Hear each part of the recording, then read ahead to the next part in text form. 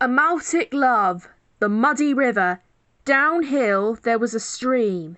It seemed very muddy and slushy and slimy, but toddler Furaha and I didn't mind coming here.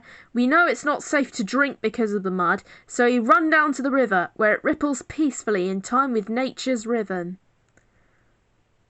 Although my face is in shadow, I splash it with the cold water. My toddler cub sister decides to play around with the mud.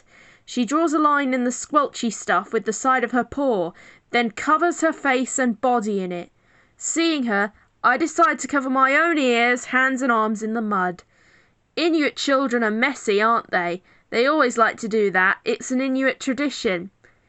I use my Arctic magic to produce a wooden bowl decorated and carved with images of animals like the polar bear and the Arctic fox. Filling the bowl up with water, I pour it over Furaha, who giggles as the mud is washed off her. She splashes me with water, and I splash her back. She screams! "All right, let's see how muddy we can get each other!" I call out, and soon we are hurling mud at each other.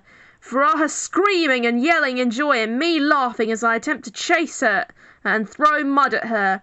At last, covered in mud, we collapse, laughing like we hadn't laughed before.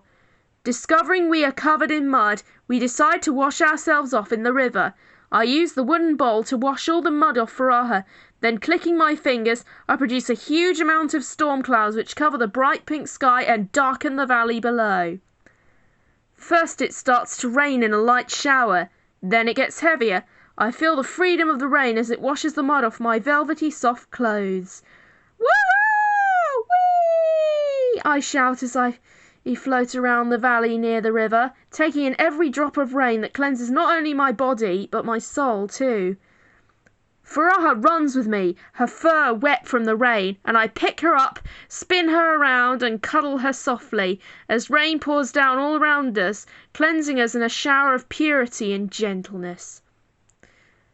Please note that this story is told from not my perspective, but the perspective of the 2002 version of Orko, who is my favourite character in the 2002 He-Man series.